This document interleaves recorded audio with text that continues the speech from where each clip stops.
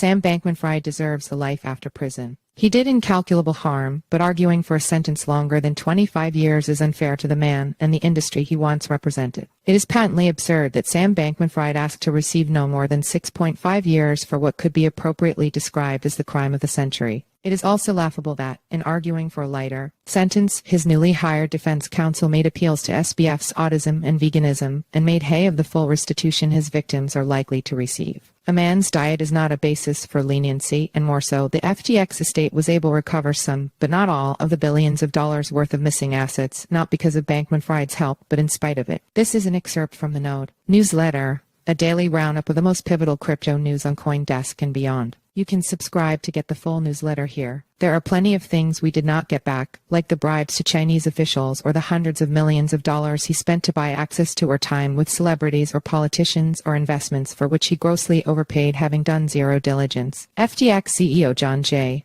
Ray Roman III, who is overseeing the exchange's bankruptcy process, wrote in a March 20 memo, "The harm was vast. The remorse is non-existent." Yet, to serve Sam Bankman-Fried with what would amount to a virtual life sentence would also have been insane. According to U.S. sentencing guidelines, Bankman-Fried faced up to 110 years in prison. The Department of Justice prosecutors who tried the case sought a 40-50-year sentence for SBF's guilt in 2 counts of fraud and 5 counts of conspiracy. As Judge Lewis Kaplan said, that would be more than necessary, as he handed down a 25-year sentence. Public opinion on the matter, such as it is, appears split, with many saying the sentence is too lenient. SBF will need to serve at least 85% of the 25 years, meaning the 32-year-old could walk in his 40 seconds. SBF violated the trust of his investors, customers, and own employees. Dozens of victim statements speak to the shock and financial distress he caused, and the countless lives he threw off course. Judge Kaplan also ruled SBF attempted to obstruct justice and perjured himself 3 times. And yet, as the verdict is handed down today, the crypto industry might do well to wish SBF well.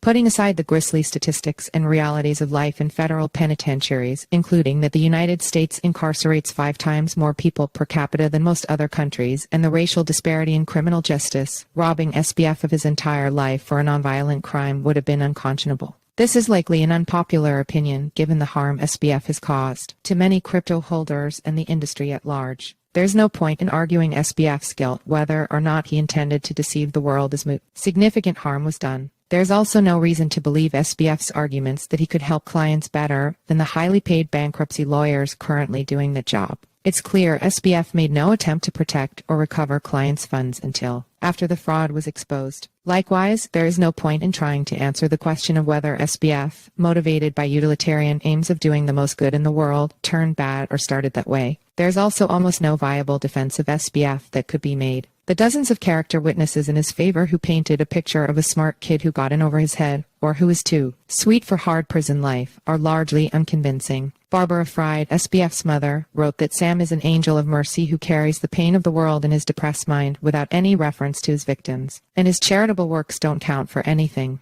It's easy to give away other people's money. But wishing for someone to be locked up for decades, to never again have the opportunity to redeem themselves or make an attempt to do right is odd. Incarceration serves a few purposes: retribution for harms done to society, deterrence for others to commit similar crimes, and as a matter of public safety. The prosecutors tried to argue there was a significant likelihood Bankman-Fried would commit more crimes upon release, asking for him to be locked up into his 80 seconds. See also, Lynn Albrecht, Put America's Geeks to Work, Don't Cage Them. Opinion. Prison can also serve another purpose: reform. Although SBF's lawyer Mark Mugsy told the judge that the FTX founder wasn't a ruthless financial serial killer who set out to rob his customers, only a mind reader could say for certain what his intentions were. It's clear enough that SBF began dipping from customer accounts within a year of spinning up the FTX futures exchange and has expressed little remorse for his crimes. But, as human rights lawyer Clive Stafford Smith said, never judge a person only by their worst action. Demonizing SBF, sometimes called the face of crypto, is in effect a demonization of crypto in general. Crypto fans should hope that SBF is reformed and feels remorse in time, in the same way the